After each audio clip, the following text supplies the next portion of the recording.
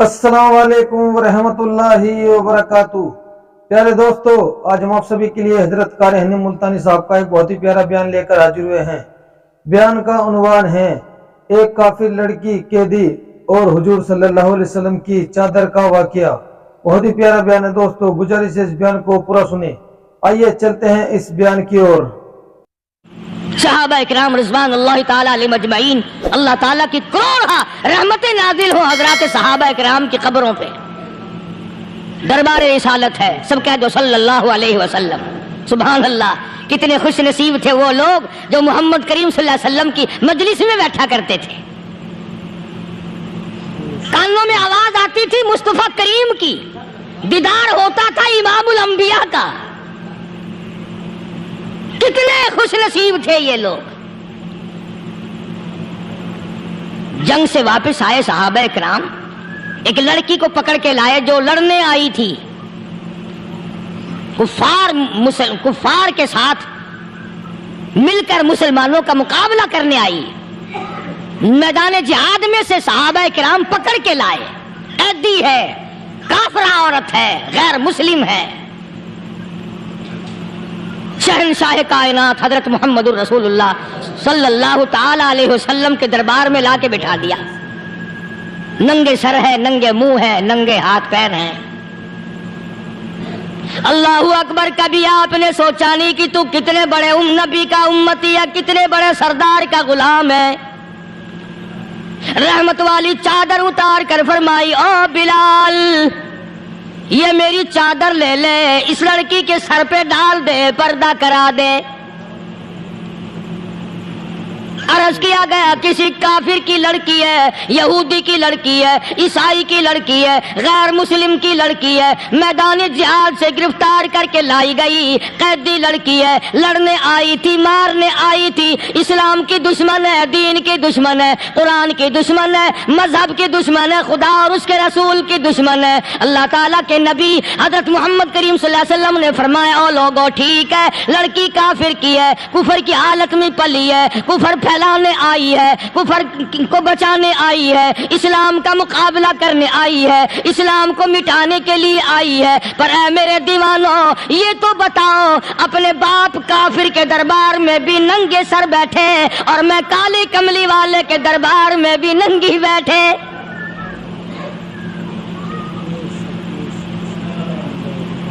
پھر اس دربار میں اور میرے دربار میں کیا فرق ہوگا؟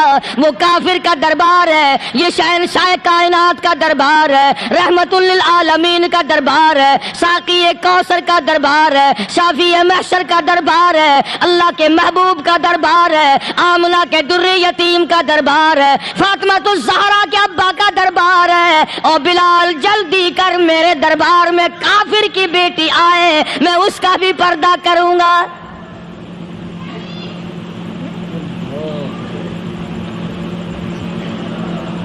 حضرت بلال رضی اللہ تعالی عنہ نے ذرا ایک اور لطیف سی بات ہے، تھوڑی سی باریک سی، اگر آپ سوچیں، لڑکی ہے تو کافرہ، لڑکی ہے تو بے دین، ہے تو اسلام کے دشمن۔ میں تو کئی مرتبہ سوچا کرتا ہوں کہ واہ لڑکی تیرا مقدر، ہے تو کافر کی بیٹی، خود بھی کافرہ ہے، مگر مقدر تو دیکھو، امام الانبیاء کی چادر سر پہ ڈالے بیٹھی ہے۔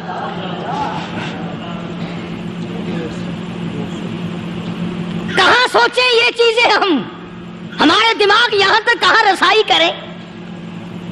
میرا تو دل چاہتا اگر میں ہوتا اس کافر بیٹی کی پاؤں دھو کر پی لیتا۔ تو ایڈی مقدروں والی، تو اینی خوش نصیب، ابھی ابھی قیدی بن کر آئی، ابھی ابھی ہاتھوں میں ہتکڑی تھی اور ابھی ابھی سر پہ رحمت دو عالم کی رحمت والی چادر ہے۔ اور پھر آپ نے پوچھا، اب تو کیا چاہتی ہے؟ کیا چاہتی ہے؟ اللہ اکبر، کہنے لگی میرے گھر پہنچا دو، میں اپنے گھر جانا چاہتی ہوں۔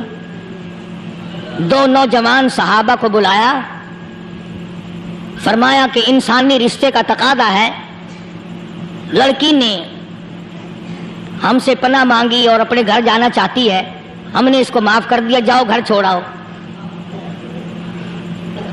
اب گھر پہنچانے کا مطلب یہ تو تھا نہیں کہ حسین گائی پہنچا دو، دولت گیٹ پہنچا دو، خدا جانے کتنی دور گھر ہوگا، لڑنے جو آئی تھی۔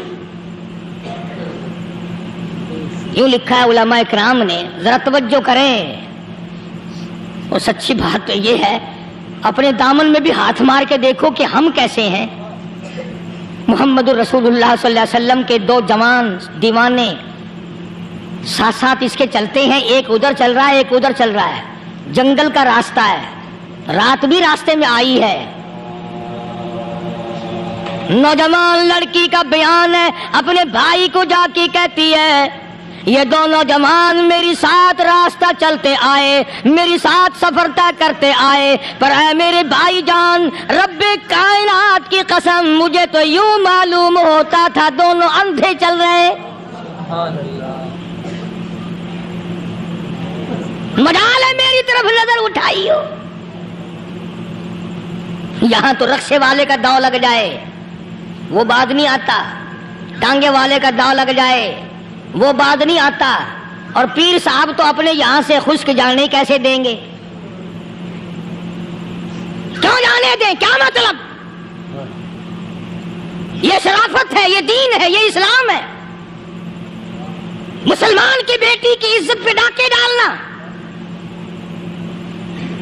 خدا کی قسم اگر اسلام کی حکومت ہو اور جس نبی کا تو نام لے کر جنت میں جانا چاہتا ہے، اگر نبی کا قانون زندہ ہو، قرآن کا قانون عدالت میں ہو، آنکھیں نکال دی جائیں۔ بے غیرت قوم، بے حیا اور بے شرم قوم، شرم نہیں آتی کہ زندگی کس طرح بسر ہوتی ہے۔ یہ کافروں کی بیٹیاں ہیں، یہ کسی یہودی کی بیٹیاں ہیں، چکلے چل رہے ہیں، بدماشی کے اڈے چل رہے ہیں، سب کو پتا ہے، افسروں کو پتا ہے، چھوٹے بڑوں لیڈروں کو پتا ہے۔ کون روکے؟ کس لیے روکے؟ پھر یاد رکھو بات محمد کریم صلی اللہ علیہ وسلم کی، فرمایا جس ملک میں جس شہر میں زنا ہوگا، اللہ کے نبی نے فرمایا وہ جس دن برباد ہوگا آواز بھی نہیں آئے گی۔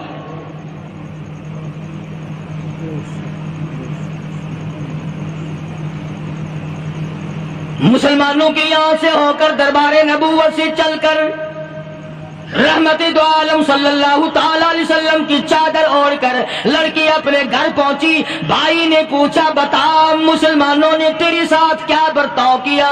مسلمان تجھے پکڑ کے لے گئے تھے، اتنی خوبصورت ہے تو، ایسی حسینہ ہے، شباب تیرا، حسن تیرا، جمال تیرا، شکل و صورت نرالی، نقش نرالے، آنکھیں تیری نرالی، چہرہ تیرا نرالا، لب تیرے نرالے، قد و قامت تیری نرالی، حسن تیرا شان والا، جوانی شباب ہے، بتا مسلمانوں نے تیرے ساتھ کیا گزری؟ رونے لگی اور کہنے لگی تو میرا ماجرا بھائی ہے، پر میں کیا بتاؤں، زمین و آسمان کے مالک کی قسم، سمندروں کے پیدا کرنے والے کی قسم، درختوں کی پتی پیدا کرنے والے کی قسم، ان پہاڑوں اور زمین کے ذرات کو پیدا کرنے والے کی قسم، جو میری عزت کی حفاظت محمد کے غلاموں نے کی ہے، وہ تو ماجرا بھائی بھی نہیں کر سکتا۔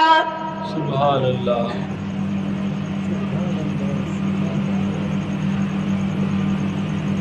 صداقت صداقت ہوتی ہے، حقیقت حقیقت ہوتی ہے، چھپتی تو نہیں۔ کاغذ کے پھولوں سے خوشبو کیسے آئے گی؟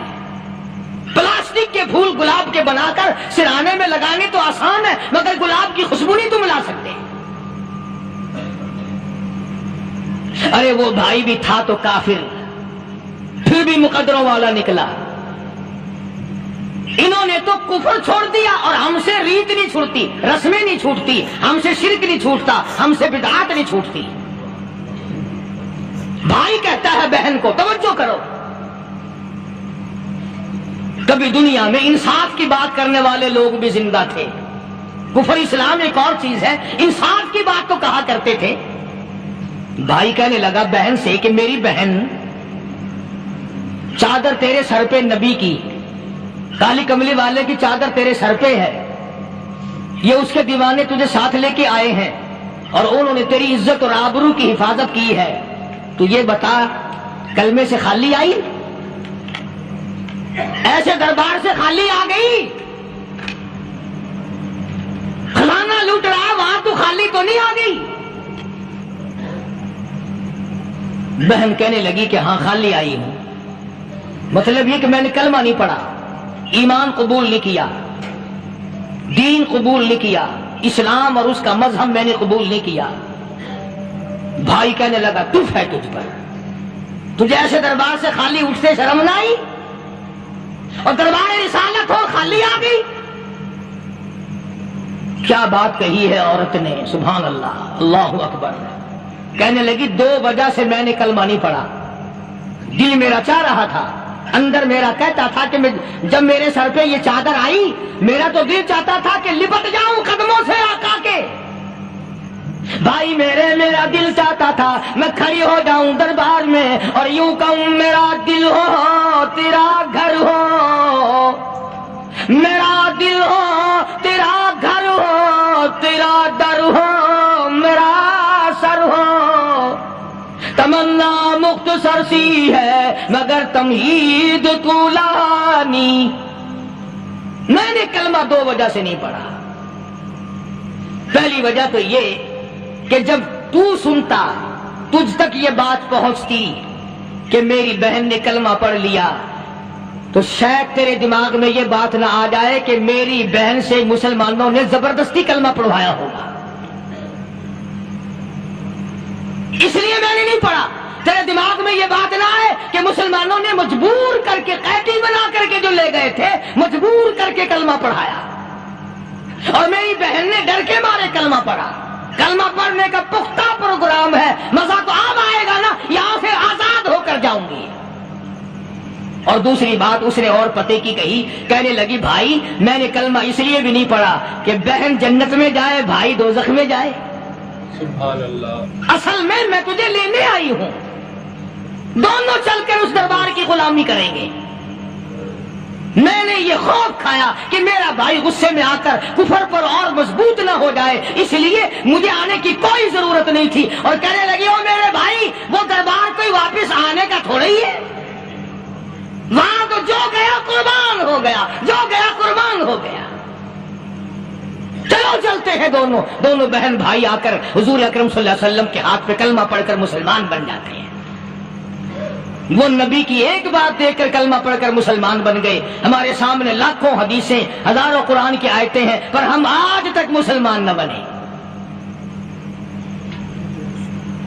جب مرضی آئی نماز پڑھ لی، جب مرضی آئی زکات دے دی، جب مرضی آئی قرآن پڑھ لیا، جب مرضی آئی دین ایمان کر لیا، مرضی آئی چوری کر لی، مرضی آئی ٹھگی مار لی۔ اس کا نام دین نہیں ہے، اس کا نام ٹھگی اور فریب ہے۔ اس لیے قرآن کریم نے للکار کی کہا تأمرون الناس بالبر وتنسون انفسکم وانتم تتلون الکتاب۔ سبحان اللہ۔ دوسروں کو اسلام کا نام لیتے ہو، دوسروں کے سامنے مسلمان بنتے ہو، حالانکہ تم کتاب پڑھتے ہو اللہ کی۔ افلا تعقلون، سوچتے کیوں نہیں ہو کہ تم کدھر چلے ہو؟ کیا پروگرام بنائے بیٹھے ہو؟ زندگی کا لاہ عمل یہ تو نہیں ہونا چاہیے جو تم نے بنایا ہوا ہے۔ اور آگے فرمایا تأمرون الناس بالبر وتنسون انفسکم وانتم تتلون الکتاب افلا تعقلون واستعینوا بالصبر والصلاة۔ اگر تکلیف آئے، پریشانی آئے، کوئی مصیبت آئے تو صبر اور نماز کے ساتھ قائم رہو۔ یعنی صبر نماز کے بغیر حاصل نہیں ہوگا، اور نماز قبول ہوگی تو صبر خود بخود آ جائے گا۔ چنانچہ اللہ والوں کی زندگی کا مطالعہ کرو، کتابیں اور حالات پڑھ کر کے دیکھو کہ انہوں نے ساری عمر میں ایک ایک نماز بھی ضائع نہیں ہونے دی، تمام عمر میں ایک ایک نماز ضائع نہیں ہونے دی۔ اور ہم لوگوں کی جوانی یوں ہی بیت جاتی ہے، جوانی یوں ہی گزر جاتی ہے۔ اسی کو کہتا ہے کہ کچھ نہ پرواہ کی میرے دین کی، آج میں تمہاری پرواہ کیسے کروں؟ وَإِنَّهَا لَكَبِيرَةٌ إِلَّا عَلَى الْخَاشِعِينَ۔ اللہ پاک خود فرماتے ہیں کہ نماز بھاری نہیں، نماز مشکل نہیں، نماز پڑھنا کوئی تکلیف نہیں، مگر ان لوگوں کے لیے ان لوگوں پہ کوئی مشکل نہیں جو اللہ سے ڈرنے والے ہیں، اللہ کے خوف کو دل میں بسانے والے ہیں، جن کا یقین ہے کہ موت آئے گی اور اللہ کے یہاں جا کر کے میں نے منہ دکھانا ہے، ایک دن خبر میں جانا ہے، حشر نشر نے بھی آنا ہے، قیامت نے بھی آنا ہے، جس کا ان تمام چیزوں پہ یقین ہے۔ اللہ فرماتے ہیں الا علی الخاشعین، ڈرنے والے کے لیے تو کوئی چیز نہیں، اور جو نہیں ڈرتا اس کے لیے تو پہاڑ ہے نماز پڑھنا۔ صحابہ کرام نے تو ایسی ایسی نمازیں پڑھی۔ صحابی ہے مدنی کریم صلی اللہ علیہ وسلم کا، اپنے باغ میں نماز پڑھ رہا ہے، گنجان باغ ہے کھجوروں کا، کھجوروں کا باغ پکا کھڑا ہے، صحابی نماز پڑھ رہا ہے۔ ایک پرندہ کبھی ادھر سے آتا ہے کبھی ادھر جاتا ہے، گنجان باغ ہے، وہ نکلنا چاہتا ہے، پرندے کو راستہ نہیں ملتا، تو دوران نماز صحابی کی نظر پرندے پہ لگ گئی۔ دوران نماز صحابی کی نظر، وہ پھڑک پھڑک جو کرتا تھا نا کبھی ادھر کبھی ادھر، صحابی کی نظر پرندے پہ لگ گئی، نماز میں بھول گیا۔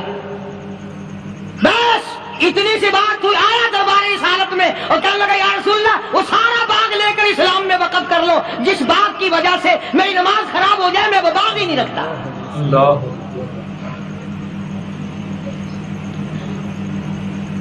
ہمارے یہاں بھی کوئی عظمت ہے نماز کی؟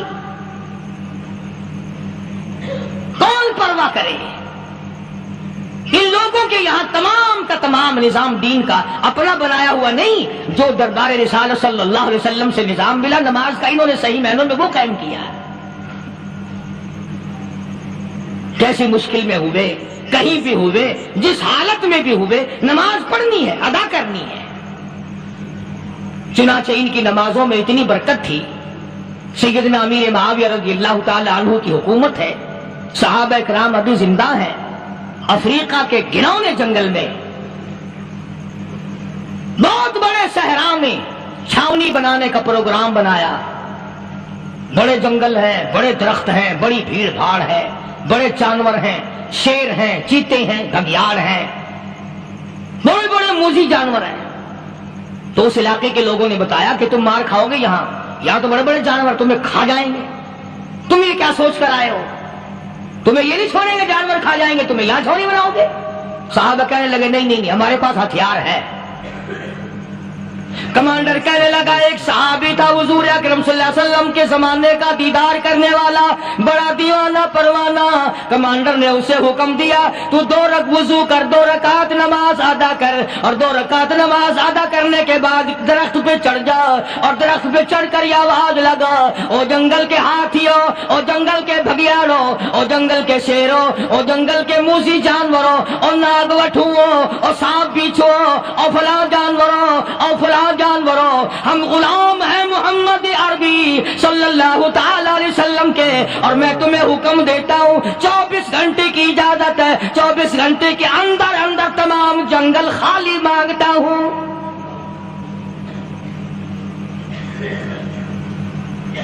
ماشاء اللہ نافذ کر دیا حضور کے غلام نے، ہاتھیوں پہ، جانوروں پہ، چیتوں پہ، بھگیاڑوں پہ، شیروں پہ۔ اور اعلان کا رخ دیکھیں آپ، کہا کہ 24 گھنٹے کے بعد جو ملے گا اسے قتل کر دیا جائے گا۔ اب اگر ہم میں سے وہاں کوئی ہوتا، کہتے ہو بڑے پاگل ہیں بھائی، کس سے باتیں کر رہے ہیں؟ ہاتھیوں سے باتیں ہو رہی ہیں، چیتے اور شیروں سے باتیں ہو رہی ہیں، بھگیاڑوں سے گپیں ہو رہی ہیں، لے آؤ پاگل خانے میں۔ مگر یہ بات نہیں، صحابہ جانتے تھے شیر بھی اس کی مخلوق ہے، چیتا بھی اس کی مخلوق ہے، بگیاڑ بھی اس کی مخلوق ہے، ہاتھی بھی اس کی مخلوق ہے، اور ہم اس کے دیوانے ہیں، ہم اس کے بندے ہیں۔ جب اس کا ہی حکم نافذ کرنے کے لیے ہم نکلے ہیں، اب ہمارے سامنے کوئی چیز ٹھہر نہیں سکتی۔ سبحان اللہ۔ تاریخ شاہد ہے، گیبن مورخ انگریز لکھتا ہے، امریکہ کا بہت بڑا پروفیسر تور آندرے انگریز مورخ لکھتا ہے کہ صحابی کی یہ بات سن کر جنگل میں کھلبلی مچ گئی، جانوروں میں شور مچ گیا، چیتے، بھگیاڑ اور طوفان مچ گیا، شور مچاتے ہوئے تمام کے تمام نے جنگل خالی کر دیا۔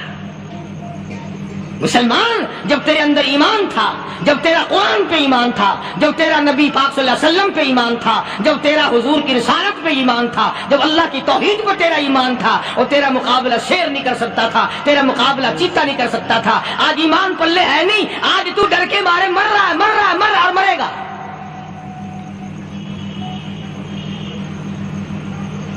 ایک صحابی جنگل میں راستہ بھول گیا اور بھول کر اور زیادہ صحرا میں جنگل میں نکل گیا. دیکھتا کیا صحابی سامنے سے شیر آیا. صحابی نے تو شیر کو دیکھ لیا اور شیر نے صحابی کو دیکھ لیا. اب شیر حملہ کر رہا، کرنے کا ارادہ کر رہا، سامنے ہے.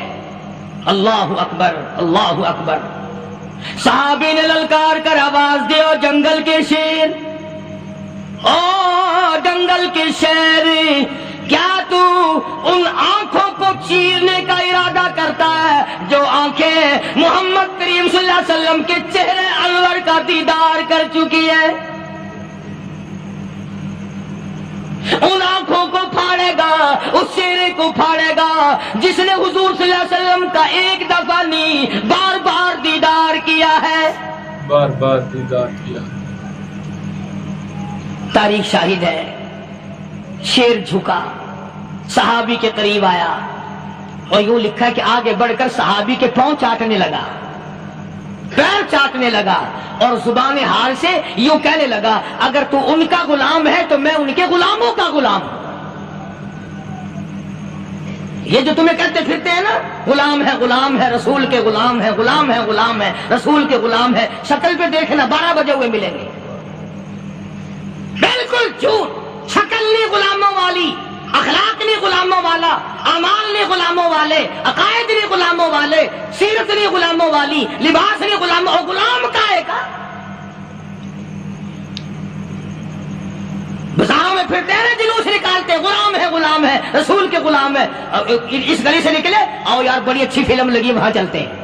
اب غلام فلم میں جا رہے ہیں، اب غلام بدماشی کرنے چلے ہیں. تو صحابی نے جب آواز دی، شیر نے جھک کر صحابی کے پاؤں چاٹے، اور یوں لکھا مورخین نے کہ بظاہر یوں کہنے لگا کہ تو راستہ بھول گیا، دم ہلاتا ہوا چلا، صحابی کو راستے میں چھوڑ کے گیا. اور مورخین نے یہاں تک لکھا ہے کہ جب صحابی سے شیر واپس ہونے لگا تو بھڑبڑا رہا تھا، گویا صحابی کو اپنی طرف متوجہ کرتا تھا، اور اس کے بعد خوشامدانہ عاجزانہ پہلو سے یہ کہتا تھا کہ او جانے والے، جس کا تو دیدار کرے گا اس کو میرا بھی سلام کہنا، ان کی خدمت میں میرا بھی سلام عرض کرنا. کوئی ایک واقعہ نہیں ہے. مدینہ منورہ سے شام کے راستے میں شیر آ کر کے بیٹھ گیا، لوگوں کا راستہ بند ہو گیا. کوئی آدمی مدینے پاک میں واپس، اللہ ہر مسلمان کو مدینے پاک کی زیارت نصیب فرمائے. ہاں مدینہ بڑی شے ہے، ہاں مدینہ نہ دیکھا تو کچھ بھی نہ دیکھا. ہاں الہی دکھلا دے مدینہ کیسی بستی ہے جہاں پر رات دن مولا تیری رحمت برستی ہے. وہ شہر نرالا، وہ گلیاں نرالی، وہ شاہراہیں نرالی، وہ گنبد خضرا نرالا. خدا کی قسم وہاں جو آسمان سے نور برستا ہے وہ بھی نرالا ہی ہے. سبحان اللہ. کسی نے آ کر مدینے میں کہا کہ راستے میں شیر بیٹھا ہے، لوگوں کا راستہ روک رکھا ہے. عبداللہ بن عمر رضی اللہ تعالی عنہ، صوفی صحابی، کوئی ایسا بہادرانہ کام کرنے والا بھی نہیں، لاٹھی نہیں مانگتا، تلوار نہیں اٹھاتا، نیزہ نہیں اٹھاتا، تیر نہیں لیتا، گولی کا سامان نہیں، تیر و تلوار کا سامان نہیں، کوئی چیز نہیں، بے دھڑک بے جھجک جا کر شیر کا کان پکڑ کے مروڑ کے صحابی کہتا ہے، تجھے کس نے اجازت دی حضور کے غلاموں کا راستہ روکنے کی؟ تجھے شرم نہیں آتی؟ تو سرکار مدینہ کے غلاموں کا راستہ روکے بیٹھا ہے. تاریخ شاہد ہے، دم ہلاتا ہوا جنگل کو بھاگ گیا. اور آج اولاد ہمارے کہنے کی نہیں. شیروں کو تو کیا منائیں گے، اولاد نہیں مانتی، بیوی نہیں مانتی. کچھ اپنا بھی قصور مانو نا، کچھ گڑبڑ ہے نا اندر. اختر شیرانی نے بڑی عجیب بات کہی، اسی کو کہتا کہ یہ عذر امتحان ہے، جذبہ دل کیسا نکل آیا. یہ عذر امتحان ہے، جذبہ دل کیسا میں الزام ان کو دیتا تھا قصور اپنا نکل آیا. گریبان میں جا کر دیکھو, ٹٹول کر کے دیکھو, اپنی نیتوں کو ہاتھ مار کے دیکھو, اپنے عقیدے کو ٹٹول کے دیکھو, اپنے ایمان کو تلاش کر کے دیکھو, اپنی نظروں سے پوچھو, اپنی زبان سے پوچھو, اپنے پیٹ سے پوچھو تیرے اندر کیسی روزی جا رہی ہے. کیوں کر ہم کامیابی سے ہمکنار ہوں؟ یہ خلقت پھر ہمارے لیے غیر کیوں نہ بنے؟ یہ سارا جہان ہمارا دشمن کیوں نہ بنے؟ صحابہ تو ایسے بے دھڑک تھے, کسی شہنشاہ کی پرواہ نہیں کیا کرتے تھے, کسی شہنشاہ کی اللہ والے نہیں کرتے تھے. تم تو بڑے پیروں کو ماننے والوں, پر جو میں بات بتاؤں گا پیر کی وہ نہیں مانو گے. مجدد الفسانی سرہندی سبقید رحمت اللہ علیہ نقشبندی خاندان کے سربراہ ہیں, بہت بڑے بزرگ ہیں. پکڑ کر کے لے گئے حکومت والے, بادشاہ کو سجدہ کرانا ہے, بادشاہ کو سجدہ کرانا ہے. وہ کائے کا سجدہ کرتے تھے, وہ کسی سے ڈرتے ہی نہیں تھے, اللہ والا کسی سے ڈرا ہی نہیں کرتا. تو یوں سنا کہ انتظام کیا گیا کہ دربار کے قریب جا کر ایک دیوار بناؤ, اس میں ایک چھوٹی سا روشن دان دریچہ موری لگاؤ, جس میں سے جھک کر بندہ اندر داخل ہو, تاکہ ایک دفعہ جھک جائے صحیح. یہ پیر, یہ درویش, یہ قلندر, یہ ولی, یہ مولوی جو اکڑا ہوا نہیں, اسے جھکا لو جس طرح سے بھی ہو سکے. اب تمہاری نظروں میں تو ہماری کوئی قیمت نہیں. تم جو یہاں جمعہ پڑھنے آتے ہو, تمہارے خیال میں ہماری کوئی قیمت نہیں.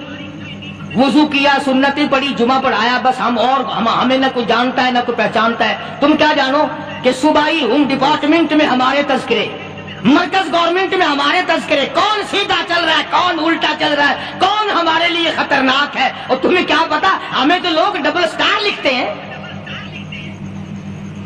مجدد الفسانی سرہندی رحمت اللہ علیہ کے لیے کھڑکی بنائی گئی, جھک کر داخل ہوگا, اسی بہانے سے جھک جائے گا. مگر اللہ والوں کو عقل اللہ ہی عطا کرتا ہے. جب وہاں گئے نا, انہوں نے کہا جی اس میں سے داخل ہو کے اندر چلنا ہے. مجدد صاحب نے پہلے دونوں پیر داخل کیے, بجائے یوں جھک کر داخل ہونے کے یوں لمبے ہو کے داخل ہوئے. پیر اندر پہلے داخل کر لیے, یعنی اور بے ادبی کی کہ پیر پہلے لے گئے. میرے پاؤں ہے تیرا سر ہے, لاؤ ملاقات کر. اللہ والا جھکا ہی نہیں. پر اس اللہ والے کو یہ پتہ نہیں تھا کہ میں تو زندہ کے سامنے نہیں جھکتا, یہ مرووں کے سامنے جھکتے پھریں گے لوگ. انہیں یہ پتہ نہیں تھا کہ یہ قبروں کی مٹی چاٹتے پھریں گے, یہ رات دن شرک کی لعنت میں گرفتار ہو کر کے مریں گے. لگے ہوئے ہیں میلے, بھر بھر کے خلقت جا رہی ہے.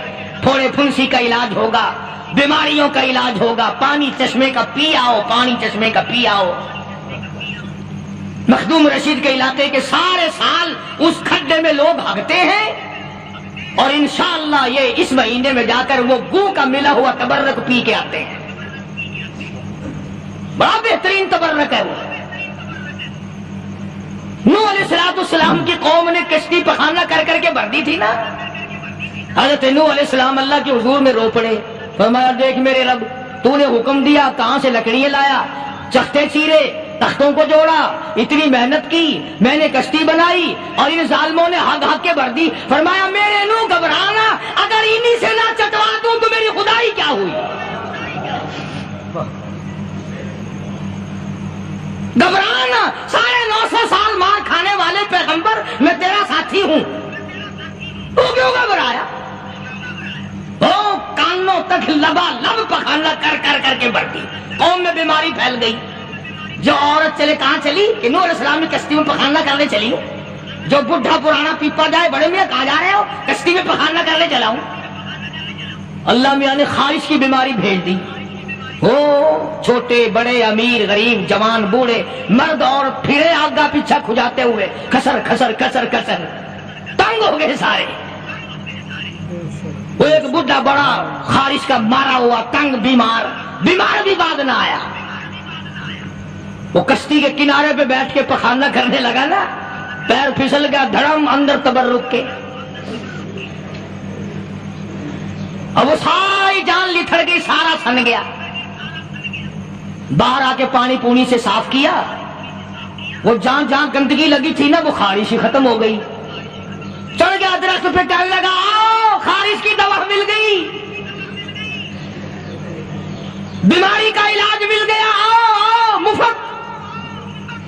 آ گئی دنیا بیماری میں، اور کیا چاہیے؟ بھاگی بھاگی خلق۔ انہوں نے کہا ہے، انہوں نے کہا بظاہر دیکھنے میں یہ گند ہے، یہ کھاد کی دوا ہے، مل لو اٹھا کے۔ ماشاء اللہ، سبحان اللہ۔ تو دوستو کیسا لگا حضرت قاری حنی ملتانی صاحب کا آپ کو یہ بیان؟ اللہ تعالی حضرت کی مغفرت فرمائے، آمین۔ تو دوستو بیان فرما رہے تھے حضرت قاری حنی ملتانی آپ اپنی خوبصورت آواز اور خوبصورت انداز کے ساتھ۔ تو اے دوستو ملتے ہیں اگلی ویڈیو میں اگلے بیان کے ساتھ۔ اگر آپ کو ہماری ویڈیو اچھی لگے تو ہمارے اس ویڈیو کو لائک اور چینل کو سبسکرائب ضرور کریں اور اپنے دوستوں اور رشتہ داروں میں شیئر ضرور کریے۔ تو اے دوستو کل پھر ملتے ہیں ایک نئی ویڈیو کے ساتھ، تب تک کے لیے خدا حافظ۔ السلام علیکم ورحمۃ اللہ وبرکاتہ۔